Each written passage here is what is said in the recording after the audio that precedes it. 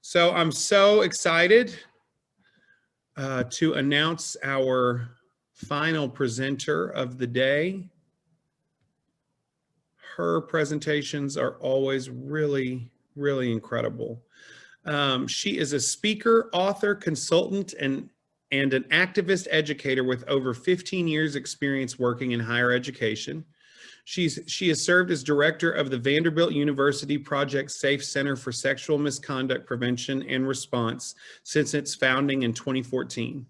Cara previously served as the Associate Director for Student Accountability, Community Standards, and Academic Integrity at Vanderbilt University, and as Director of Programs for the Women's Center at Northwestern University. Cara holds a JD from Vanderbilt University Law School, Master of Arts in Women's and Gender Studies from the University of Louisville, and her Bachelor of Science in Political Science from Ball State University, where she graduated summa cum laude. Cara has become an influential and award-winning leader in addressing sexual harassment and assault in higher education, and has been recognized for contributing to the advancement of women on Vanderbilt's campus and for outstanding service to students through the leadership and institutional advocacy demonstrated since joining the university. In 2016, Cara received the K.C. Potter Outstanding Service to Students Award from the Vanderbilt University Office of the Dean of Students. And she was selected as the 2015 recipient of the Mary Jane Worthen Award, which is presented to a member of the Vanderbilt community who has contributed to the advancement of women at Vanderbilt on a systematic level. The award is named in honor of Mary Jane Worthen, the first woman member of the Vanderbilt Board of Trust.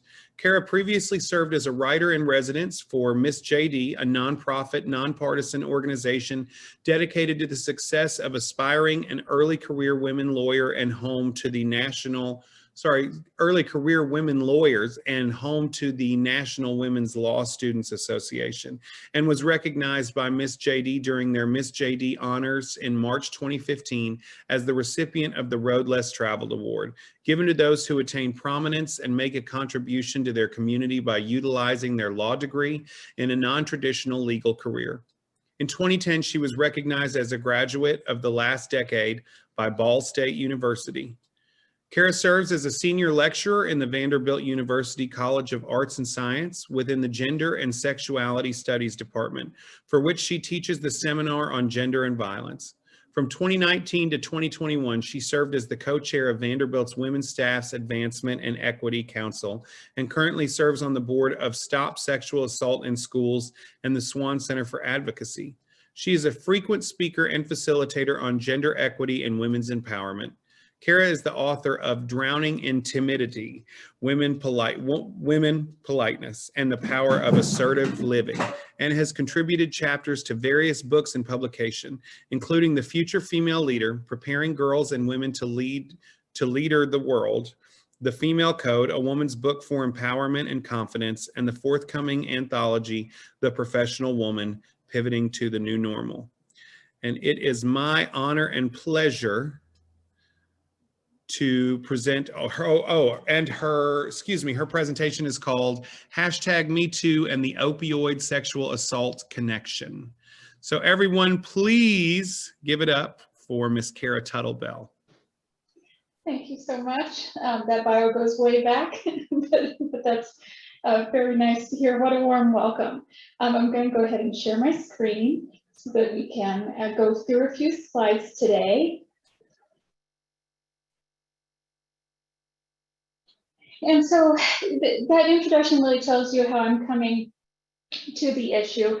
I work as the director of a prevention and victim advocacy center, and I teach in the Gender and Sexuality Studies department. So I'm really sharing with you from the perspective of working with survivors of sexual and intimate partner violence and what I've learned about them, rather than being a specialist in opioid use specifically. And so this is really, what can we take away from those connections, and what have we learned from the way that trauma manifests?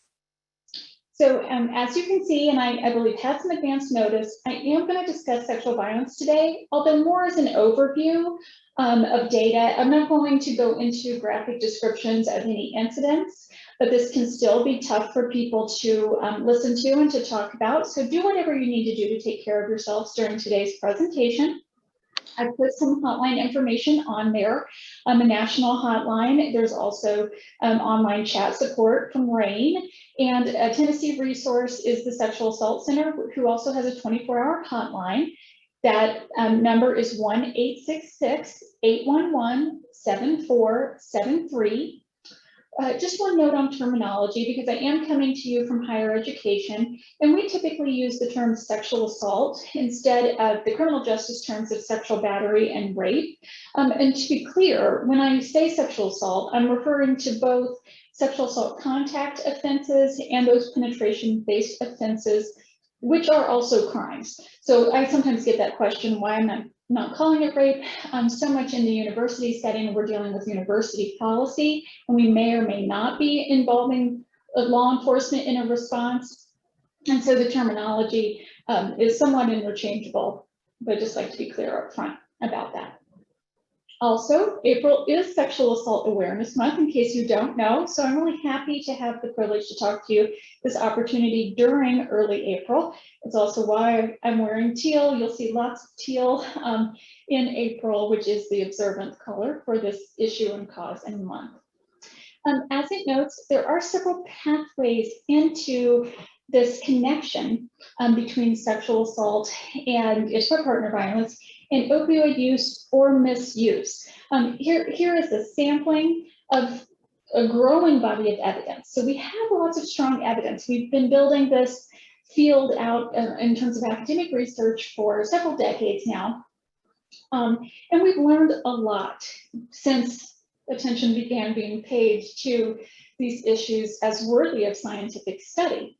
So if you go back far enough, they were considered private or personal issues and didn't always get all of the research dollars or the academic attention that was warranted. But we now have about 40 years of really good research across the range of sexual misconduct or sexual harassment as an umbrella term, range of offenses, which includes dating and domestic violence, stalking, sexual assault, both contact and intercourse, as I mentioned earlier.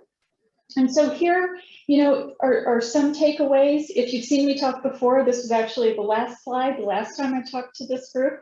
So I decided to put it right up front today. And I'm going to cite many more sources throughout today's presentation. Do not worry about writing these down. I know the citations are in small font, but I'm going to provide you with a PDF of the slides, which has the split review that I'm going to cite throughout the presentation. The main takeaway for you, I hope, from my talk is understanding just how strong these connections are and how necessary it is for our screenings, for our interventions to try to safely and sensitively learn about these trauma histories, okay, about dating, domestic violence, stalking as well, which sometimes gets left out, and experiences of sexual assault, whether that's childhood sexual abuse or young adult or adulthood experiences. We know, and I'm sure you've talked about, how we're trying to treat the whole person. And we know that sexual violence is so often an underlying issue, but it's connected in a variety of different ways. And so let's begin exploring this today. So lifetime experiences of interpersonal trauma, whether physical or sexual violence, are connected to substance use in a variety of ways. I'll use the abbreviation IPV to refer to this intimate partner violence or interpersonal trauma throughout the presentation and on a few slides. Just want to be clear about what that means. And we know there are strong connections between interpersonal violence and depression, between interpersonal violence and anxiety, and between interpersonal violence and chronic pain. So opioids in particular may be used for any combination or to treat any one of these things in persons with a history of intimate partner violence. There is research that indicates the existence of an opioid prescription for women with histories of sexual violence is often present in women reporting opioid misuse. While many people might understand when the connection is raised to you, the link between histories of sexual violence and opioid use or misuse, I found that a lot of people are surprised and have not really considered the increased likelihood of pain conditions that can be linked to those trauma histories that strengthen that connection. So we need to think about and discuss how survivors of sexual assault and domestic violence, but also survivors of homophobic and transphobic violence, are experiencing physical pain and not only mental health conditions that make this misuse more likely. Please note here just how common interpersonal violence is, with over 60% of adults reporting at least one experience during their lifetime. And we have to remember that even just one experience, is enough to cause considerable harm and have a long-lasting impact. As appears to be more well known, yes, among survivors, there's a strong correlation between IPV experience-related mental health concerns and challenges and opioid use. Mental health conditions such as depression and post-traumatic stress disorder are a common consequence of intimate partner violence. Depression and PTSD are consistently identified as risk factors for opioid use and misuse. And those with a heavy history of IPV who are currently prescribed opioids or are currently opioid dependent demonstrate higher rates of mental health conditions.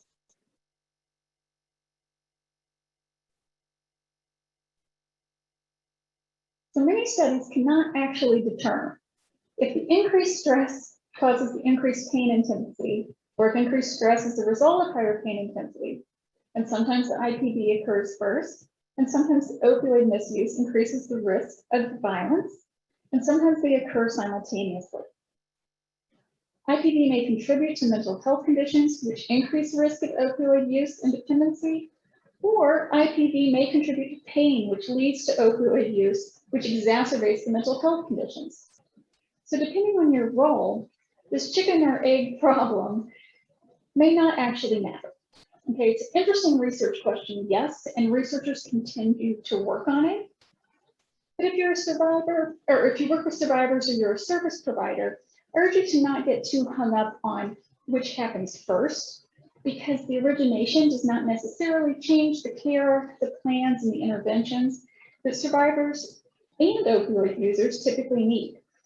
What appears to be most important, but is not always happening in our screenings, is identifying these connections.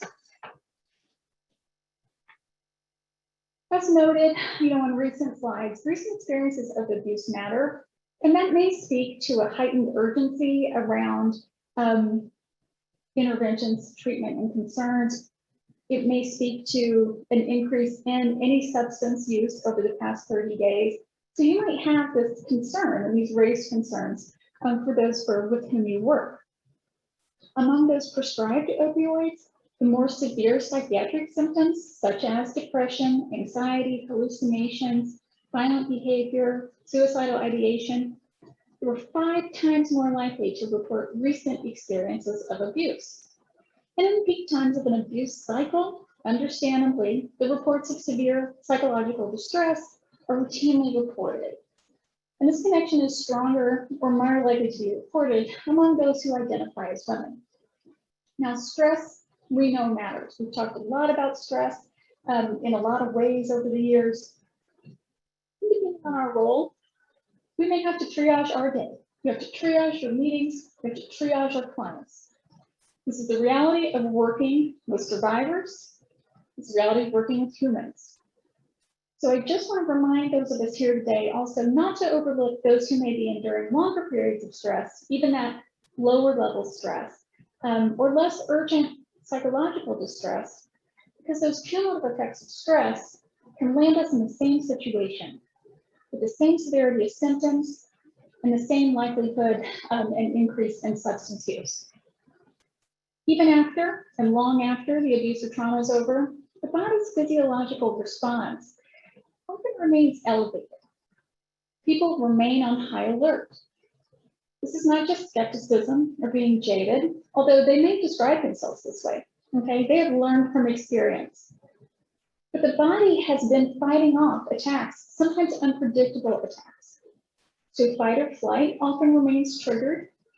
You know about this in detail. It's that HPA axis that can remain elevated. That can remain elevated for 5 to 7 days after a sexual assault. And sometimes people don't understand why survivors are presenting the way they are, or that they're making choices the way that they do, because we haven't given them really as much credit for enduring trauma and surviving, and navigating the way the body copes with that historically. And so often survivors of any of these types of experiences will remain hypervigilant. This is an effort at self-protection, an effort at risk mitigation. This also makes it hard to relax and to sleep and to be present and to fully feel other emotions. I know that I would want a break from that if I were living in that state. So these harms change the brain, and they impact how various systems within the body are engaging with each other. The neurobiology of trauma, that's real. That's how we talk about it. It's science. You know, it is medicine. It is proven. So stress and experiences of intimate partner violence are both linked to opioid dependence, with the severity of the violence experienced often more strongly predicting the dependence and more strongly than stress itself.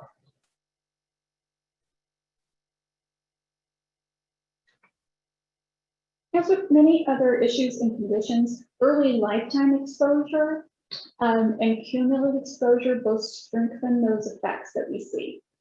Cumulative trauma and that IPV earlier in life both increase the risk of opioid misuse. And this is particular among women. Now, male survivors, and that's both cisgender and transgender men, are more likely to start soothing or coping with alcohol and marijuana, although they too face an increased risk of opioid use the more adverse childhood experiences or young adult experiences of intimate partner violence they endure. Please note, okay, that those who share with us that they have a history of childhood trauma also tell us or demonstrate in other ways a greater sensitivity to pain and lower pain thresholds. And this makes sense the more you understand how the body's responding. They have actually changed their body's way of processing, and this can lead people with a more severe trauma history to seeking out stronger drugs to have the same calming or soothing or detaching type of effect. And so they may be more likely to seek prescription pain relievers when the over-the-counter medications are no longer working for them or no longer alleviating their pain. However, I want to note that it's not just prior victimization that contributes towards later substance use or abuse. We also see a coercion connection. In that abusive partners, they can pressure or they can encourage or they can force someone to try a substance for the first time or to take it regularly. And this could begin as social use, but this also may continue if the abusive partner doesn't like the trauma response that's coming up in the partner who's been experiencing abuse. If they find them annoying, if they find their anxiety too high, if they find them to be too withdrawn and not sufficiently social to their liking. So they then could pressure them to use substances to either be more calm or to be more fun and outgoing or less inhibited, depending upon how they want that person to act. Among adolescents and young adults, being around the social use of opioids increases the likelihood of experiencing sexual assault. And once they come to want or depend upon the substance, we also then see increased reports of transactional sexual encounters. And transactional sexual encounters are shown to be more risk for violence or for non-consensual activity as part of it, even if it began somewhat consensually. And so we can see this transactional sex happening either directly to obtain a drug or obtain cash to then obtain the drug of choice. And as I know you've talked about already, and as we've seen elsewhere, there is also this strong connection between opioid use, misuse, and suicidal ideation. Outside of drug use, we see connections between survivorhood and suicidal ideation. So it's important to do screenings and to acknowledge trauma histories when we realize that when all of these things are coming together, we have a client before us, we have a human before us who might be at heightened risk. Here, the suicidal ideation component is stronger among male survivors. Now, when people face harms, they face barriers, oppression, and discrimination is based upon identity, we see this increased vulnerability for gender-based violence that is disproportionate in its effects, so it's not experienced by all equally, even with under the LGBTQIA+ acronym or umbrella. And so as service providers and as family members, you know, and community members, sometimes we need to challenge the assumptions we're making about this. For example, you know, we need to consider the individual situation in terms of family acceptance, their social situation, their employment, but we also need to consider that the person may be bisexual no matter who they're describing as their current partner or prior partners. And so there are many things about bisexuality that can make it invisible. A lot of people in and outside of the LGBTQ community demonstrate some biphobia or some judgment about bisexuality. But whether or not we're looking at drugs and alcohol, bisexuals face a heightened risk compared to lesbian, gay, and heterosexuals of sexual violence. And so this fitting but not fitting within a community, this relative invisibility of this aspect of their identity, these can contribute to the use of alcohol and other drugs as self-soothing or in social situations to seek a sense of belonging, you know, and fit. And we just make a lot of assumptions about people, and no bisexuals exist, but sometimes still have blinders up, unconscious bias that can come up when we're working with individuals. So just note there.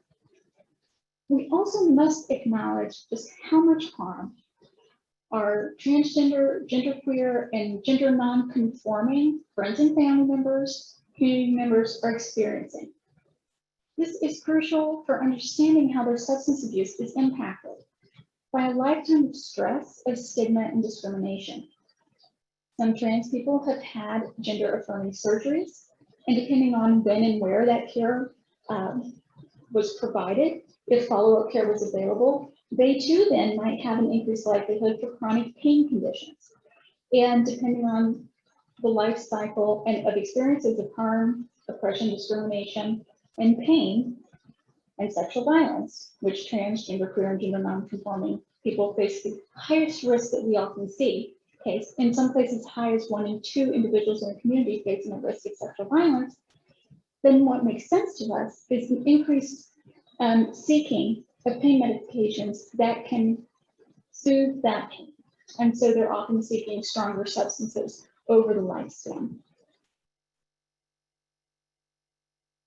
Experience of identity-related violence, whether it's trans hate and transphobia, they're directly connected to increased odds of alcohol, marijuana, or cocaine use, as well as an 8 times higher odds of any drug use among trans women.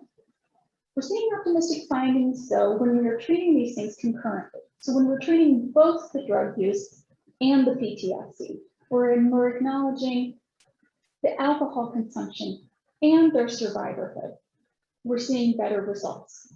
With this population in particular, you know, a lot of the strongest research is new and it's coming out every day. So we're also dealing with neglect in our academic research history of this population. But what we're seeing is both concerning in terms of risk of sexual violence and risk of alcohol, drug, and specifically opioid use, but with some promising findings like seeking safety, which is mentioned here. Now, I want to conclude my remarks with a few visuals of how these intersections play out, okay? And so this one is a simple visual, but it's really showing the intersections among those who experience gender-based violence. Identity matters. As the bestseller, it's regularly on the list, illuminates, the body keeps the score. And the people that we serve come to us with multiple layers of identity and intersecting identities. Now here, we're looking at the intersecting axis of privilege, domination, and oppression, which is a diagram created by Catherine Kelly Morgan in a scholarly article, The Emperor's New Clothes, 3 Myths of Educational Inequality, that I find it applies well beyond education. And this was published way back in 1996. Now in 1996, I wasn't seeing this diagram, right? But we're seeing more and we're dialoguing more in terms of not just cultural awareness and sensitivity, but really truly seeking some cultural competency. And so finally, we're learning and using tools that have long been in existence, but were not always a priority. So with the tension and with the crisis and the divisiveness, that the nation has been experiencing, there's also growth in that discomfort and learning that is encouraging, even in the midst of some pain. I want to show you one more, and this is one I use a lot, and we use it with students, faculty, and staff. I find it's good for all audiences. This is the multicultural power and control wheel. And if you are regularly working with victim advocates or victim rape crisis center, they have a power and control wheel, and it for a long time was very heterosexual in describing the relationships, and that still holds true in heterosexual relationships, in male-dominated spaces in which they're interacting with women. But we also needed more inclusive tools, and this one really portrays in a different way the intersections of multiple layers of identity and how economic abuse can be, on the one hand, creating increased vulnerability for other forms of abuse. And you see just how multiple layers of identity, and not just gender, although that's the focus of much of my studies, but not just gender matters. And that there is, not just the woman's experience, but of course, the Black woman's experience, the Asian woman's experience, right? There are differences in that racism faced and the fetishization when we're looking at different identities in culture, and we're being forced to confront those, in a lot of ways. I teach in the spring each year the seminar on gender-based violence. Now I always make a syllabus and I always have readings, but what is sad is that I could have no syllabus and still have plenty to talk about each day, each week, in and out, because of what's happening in the news. And what's happening is showing up right here on this multicultural power and control wheel. Now, I always like to leave people with tips too, and I want something that you can take away immediately. And so even if you don't read all of these articles, which I don't expect you to do, which I'm trying to summarize for you here today, I want us all to feel a little more equipped to work through these differences, work through those assumptions, and keep getting better as we keep learning. And so one tool that's very useful to those of us who work here, and I supervise a team of victim resource specialists, is empathy mapping. Now, you're probably doing this in some capacity already. You might not have known it had a name. You might not have seen the diagrams, or you have, maybe you've had other presenters on this. I'm not sure, but just quick takeaway. It's really helpful to think about the person sitting across from you or zooming across from you or on the other side of the phone. A lot of times, especially if we're nervous about something or we're going into a difficult conversation, we think about how we feel, what we're going to say, what we want to get out of it. And all empathy mapping is asking us to do is to prepare in advance and do the same for your audience. It is the kind thing to do.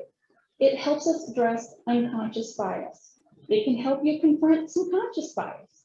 If you use it in teams, you can see what comes out. You can learn a lot as a supervisor, but it also makes you more persuasive. I'm trained as a lawyer too, and I'm really always trying to be persuasive. As a prevention educator, I'm trying to persuade people to behave differently, to care more, and so we find empathy mapping to be really useful. Here's one other way, okay? And this visual is just to show you that you could draw it on a notepad next to you. You can draw it on a chalkboard, on a whiteboard. You can use this diagram on Zoom. Zoom has an annotate feature that you may be familiar with or not. Here, imagine that this is a whiteboard and your team members are using Post-it notes. So you can plan for, a sales pitch or launching a project or persuading someone to give you grant money by using empathy mapping. But you can also use it to better serve and discuss really tough things like sexual violence trauma histories with a person that you may be screening for opioid use, for example, in another setting. I'm not asking you to do more than you are qualified to do, but it's really about, bringing the humanity back in work that I know you're in for the right reasons, okay? But that is often underfunded, under-resourced, heartbreaking, and challenging. And so it's very tough, especially in the pandemic, for us to take the kind of space and self-care that we often need to bring our best selves to the work. And so there's really no limits to the use of this. You can also use it to help yourself. I just wanted to share with you today some of those highlights and those things that we see, some tools we find useful. And I'm privileged to both study and work with survivors. And thank you so much for sharing time and space with me here today. I'm happy to take some questions. Thank you.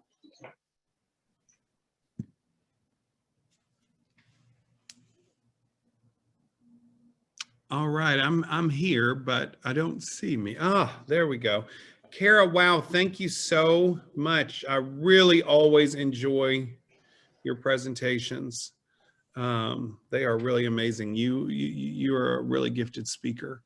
Thank you. And we really appreciate you being here with us today. So let's get into some of these questions. Sure. So an anonymous attendee asks, is it true that all sexual assaults lead to substance abuse / alcohol abuse? Well, not all, okay. A lot.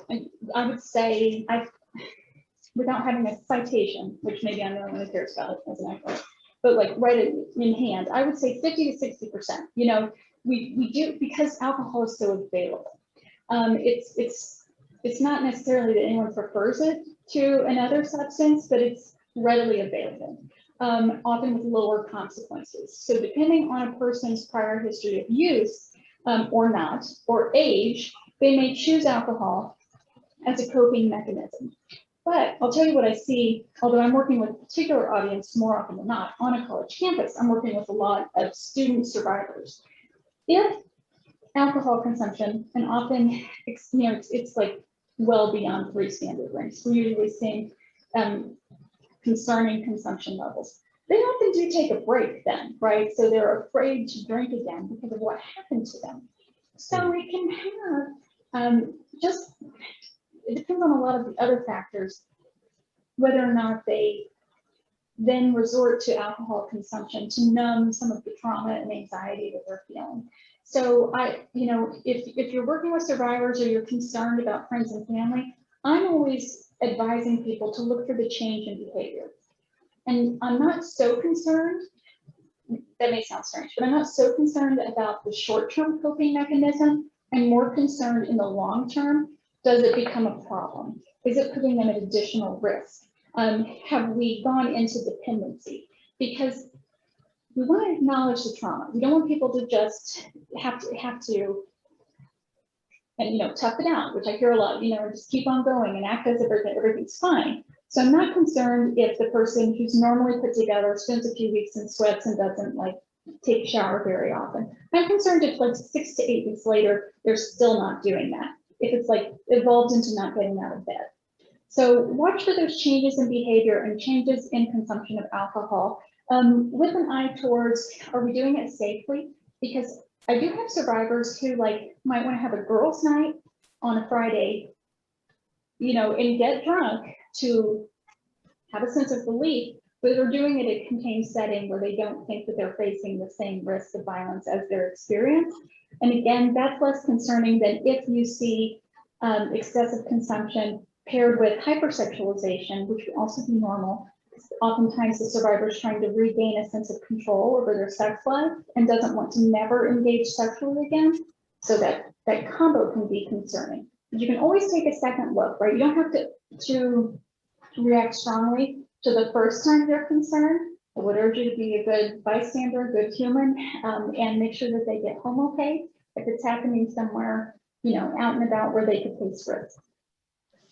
Great. Yeah. And I just to comment on that, I think that, you know, everybody needs to realize that 50 to 60% of any population, that's a huge, massive number. Yeah. So that's a lot. Ashley asks, is the suicide risk higher for sex trafficking victims? And what about right after the individual is no longer being trafficked? Does the risk diminish, or will there always be an elevated risk? I think there's always an elevated risk to slip into depression when this is in the lifetime history. I'm not a specialist on human trafficking, and those exist, but you know, I do see plenty of information about that. So if whoever asked that question wants me to look deeper, and also anyone can email me. I mean, I'm a total nerd about this. This is my chosen career. You're not bothering me. I'm in your network now. And I can find you all the reading that you want on this. But we do see human trafficking victims facing periodic depression, which then could increase either substance use or suicide attempts, which would be normal. It depends on how the intervention went about, right? Because where we see a heavy-handed law enforcement response, where they're arrested and spend time navigating the criminal justice system and have a record, we don't see the strongest path of coping and healing as if they get support through other services, such as like Thistle Farms, which is here in Nashville, for example. So it's a more community response, and if they have an arrest record, they get routed through one in which those records can be forgiven and expunged. We see stronger healing. That's awesome. Does having the knowledge that they are an at-risk population help them alleviate these risk factors? Sometimes, I think it depends on when they get the knowledge. So I have some very well-meaning people who want to help the survivors. I have some parents, especially of the younger population, who then begin reading everything they can find. I want to caution you a little bit there in case you're detecting from, I talk my hand, the body language. The hesitation is because I find that a person who has survived their experience often does not want to feel like a victim all of the time. So they don't want you to actually talk to them about what you've read or what you've learned all of the time. And so you want to save the information that you want to share with them for those opportune conversations, again, empathy mapping, for when your message can be received. Because yes, we do believe there's power, in awareness and education, and it often needs to be in conjunction with coping mechanisms. I mean, we do a lot of breathing exercises, grounding exercises. If they're not working with a victim advocate, we often make referrals so that they're also seeing a counselor, often for at least a year, and so we want it paired with that. We want them prepared to receive the knowledge at the right time. And if you've heard me talk before, you've heard from victim advocates before, they're often telling you not to label a person's experience, because it's not helpful for you to just kind of like blurt out at them that you experienced sexual assault if I'm not ready to hear that. Nobody walks into my building telling me I experienced sexual assault and would like to talk to someone. They usually say, come talk to someone. And then after, they go into an office to have some privacy and build a few minutes of rapport, they're telling us about uncomfortable experiences.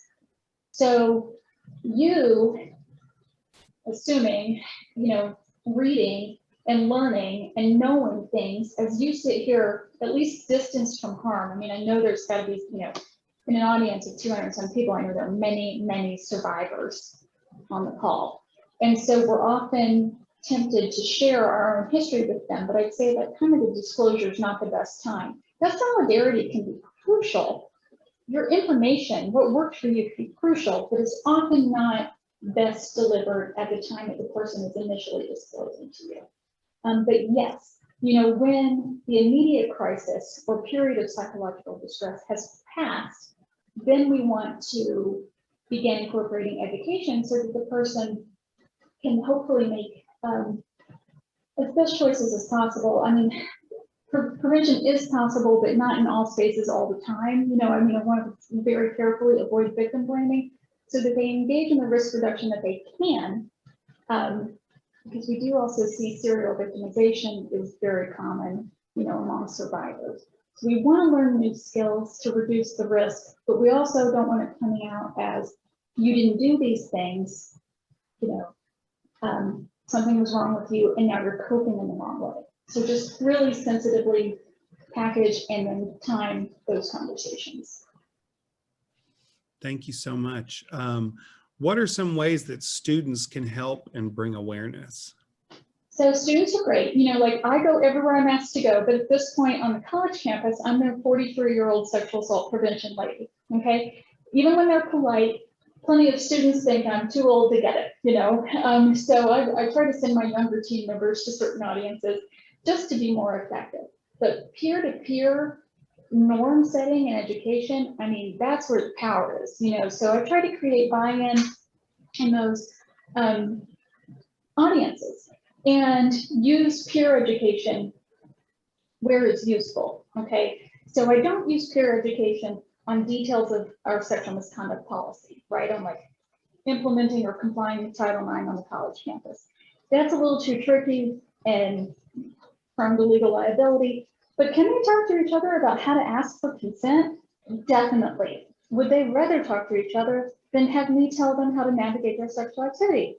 Most of the time. So all of these things, you know, we have different groups of peer educators on campus, like our Center for Student Wellbeing has peer counselors and peer educators. Our student recovery services is like graduate student led. So I don't want to further entrench the micro-generational and generational divide because I think we have a lot to share with one another in all directions. But sometimes like just use the most effective means of delivering communication. So if they'll listen to an older student more than you, or if they've heard from you plenty, then yeah, by all means, send the message with the best messenger. So students are great at tabling, at games, at social media, at awareness raising.